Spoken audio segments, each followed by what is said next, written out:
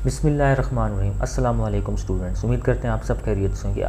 Students, आज का जो हमारा टॉपिक है वो है, हम देखते हैं कि डेटाबेस हमने बना लिया, अब उसको कोई ना कोई यूज़ करेगा जिसको हम यूज़र या एंड यूज़र कहते हैं। उसको मेंटेन करने के लिए भी हमें कुछ लोगों की ज़रूरत होती है, जिसमें डाटा एडमिनिस्ट्रेटर आ जाता है या डेटाबेस एडमिनिस्ट्रेटर आ जाता है। इसको हम बारी बारी देखते हैं। आज हम यूज़र और एंड यूज़र देखेंगे और डाटा एडमिनिस्ट्रेटर देखेंगे। ये इंशाल्लाह डेटाबेस एडमिनिस्ट्रेटर हम नेक्स्ट लेक्चर में डिस्कस करेंगे।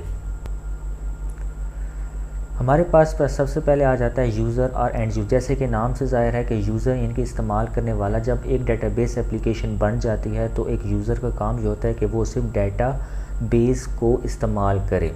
अब यूज़र आर द पर्सन, यानी कि कोई भी इंसान हो सकते हैं directly interacted with database system use database application. उसको सिर्फ इससे कंसर्न है कि एप्लीकेशन को उसने यूज़ करना है। बैक एंड पे क्या कोडिंग इस्तेमाल की गई है, बैक एंड पे क्या टेक्निक इस्तेमाल की गई है, इससे उसको कोई गर्ज नहीं होनी चाहिए। यहाँ पर हमारे पास पॉइंट लिखा हुआ है कि not involve in the technical knowledge, कि टेक्निकली नॉलेज उसका बस नहीं होना लाजमी नहीं है। वो सिर्फ एप्लीकेशन सामने है और उसको इस्तेमाल करना है। जस्ट उसको इससे गर्ज है कि उसको बस ये नॉलेज होना चाहिए कि सॉफ्टवेयर को इस्तेमाल कैसे करना है, एप्लीकेशन को इस्तेमाल कैसे करना है।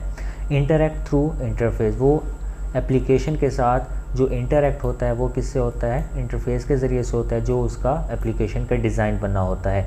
जितना इजीली डिज़ाइन बना होगा उतना इजीली वो यूज़र जो है वो इंटरैक्ट हो सकता है। उसको कोई कोडिंग, कोई प्रोग्राम नहीं लिखना पड़ता। Must have the knowledge of the installed program to be used, कि जो भी उसने सॉफ्टवेयर इंस्टॉल करना है कम से कम उसका नॉलेज होना ज़रूरी है कि इसको इस्तेमाल कैसे करना है। नेक्स्ट हमारे पास आ जाता है डेटाबेस एप्लीकेशन की एक एग्जांपल। अब मिसाल के तौर पर आप MS एक्सेस इस्तेमाल करते हैं, वो भी एक डेटाबेस एप्लीकेशन है, ठीक है। जो उसमें हम क्या करते हैं कि बैक एंड पे हम नहीं देखते कि क्या कोडिंग के ज़रिए से इसको बनाया गया है, किस तरह बनाया गया, क्या क्यूरीज लगी हुई हैं, इससे हमें कोई गर्ज नहीं। हम क्या करते हैं, सिर्फ डाटा को मैनेज करते हैं, डाटा को इंटर करते हैं, डाटा को डिलीट करते हैं, कुछ सर्च करना हो, ये काम, ये ऑपरेशन हम परफॉर्म करते हैं। जबकि बाकी टेक्निकली नॉलेज हमें ज़रूरी नहीं है कि वो आएँ, बस सॉफ्टवेयर को इस्तेमाल करना आना चाहिए।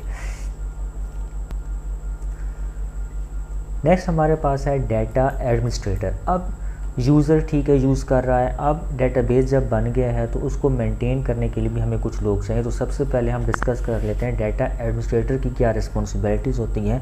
तो a person who is responsible for entire data of an organisation, कि एक ऑर्गेनाइजेशन है, एक कंपनी है, एक इंस्टीट्यूशन है, उसमें जितना भी डाटा है, मुकम्मल डाटा का रिस्पॉन्सिबल जो होता है वो डाटा एडमिनिस्ट्रेटर होता है। किस डाटा एडमिनिस्ट्रेटर में ये आ जाता है कि हाँ जी वो डाटा ठीक इंटर हो रहा है, डाटा जो सर्च करना चाह रहे हैं उसी के मुताबिक सामने आ रहा है, क्या डाटा सिक्योर भी है, ये सारी चीज़ें डाटा एडमिनिस्ट्रेटर के रिस्पॉन्सिबिलिटी में आ जाता है।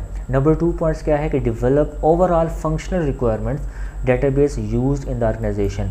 वो ऑर्गेनाइजेशन को देखता है, परखता है कि इस ऑर्गेनाइजेशन में हमें किस किस्म का डेटाबेस चाहिए, कौन कौन सा हमने डाटा रखना है, कौन कौन सा डाटा इस ऑर्गेनाइजेशन के लिए ज़रूरी है। वो रिक्वायरमेंट को गैदर करता है, उस रिक्वायरमेंट के लिहाज से वो उस डेटाबेस में फंक्शंस परफॉर्म करवा देता है। कंट्रोल होल डेटाबेस सिस्टम, जितने भी ऑर्गेनाइजेशन में डेटाबेस सिस्टम है उसको कंट्रोल करना इसकी रिस्पॉन्सिबिलिटी में आ जाता है। सुपरवाइज द डाटा डिस्ट्रीब्यूशन, जब डेटाबेस पर काम हो रहा होता है तो उसके साथ साथ उसने चेक एंड बैलेंस भी रखना होता है, यानी कि जो भी उसकी डिस्ट्रीब्यूशंस हैं, डिस्ट्रीब्यूशन से मुराद ये है कि मुख्तलिफ ऑफिसेज़ हैं, ठीक है, एक ही बिल्डिंग के नीचे मुख्तलिफ ऑफिसेज़ हो सकते हैं, तो उन ऑफिसेज़ में डाटा ठीक तरह से ट्रांसफ़र हो रहा है, उनकी डाटा डिस्ट्रीब्यूशन ठीक तरह से हो रही है, ये सारी रिस्पॉन्सिबिलिटी डाटा एडमिनिस्ट्रेटर की है। अगर कोई इशू आता है तो डाटा एडमिनिस्ट्रेटर जो है वो उसको सॉल्व करता है, करने की कोशिश करता है। ये यूज़र से भी कम्युनिकेट करता है जब भी ज़रूरत हो, क्योंकि डेटाबेस इस्तेमाल कौन कर रहा है, यूज़र कर रहे हैं, तो यूज़र के साथ कम्युनिकेशन होना लाजमी है।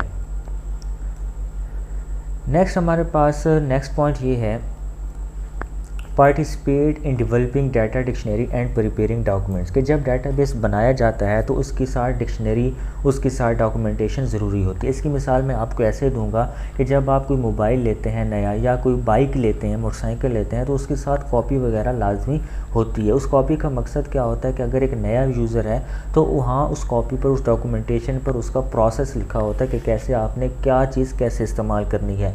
तो जब डाटाबेस एप्लीकेशन आप इस्तेमाल करने लगते हैं तो डॉक्यूमेंटेशन डॉक्यूमेंटेशन ज़रूरी होती है। अगर किसी यूज़र को समझ नहीं आ रही होती और डाटा एडमिनिस्ट्रेटर अवेलेबल नहीं होता तो वहाँ पर आपको डाटा डिक्शनरी और जो डॉक्यूमेंटेशन तैयार की जाती है वहाँ ज़रूरत पड़ सकती है।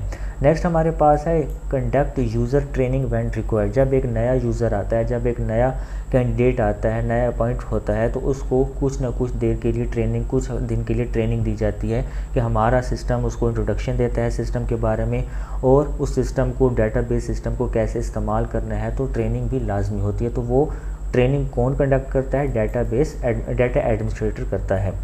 नेक्स्ट हमारे पास ये है कि वो अथराइज़ भी कर देता है कि यानी कि डाटाबेस को अगर मिसाल के तौर पर 3 यूज़र इस्तेमाल कर रहे हैं तो तीनों को मुख्तलिफ अथॉरिटी देने कि हाँ जी, पहला जो है वो सर्चिंग का काम कर सकता है, दूसरा जो है वो अपडेटिंग का काम कर सकता है, यानी कि अथराइज करता है कि कौन कौन डाटाबेस को एक्सेस किस तरीके से कर सकता है। ये डाटा एडमिनिस्ट्रेटर की जिम्मेदारी में आ जाता है।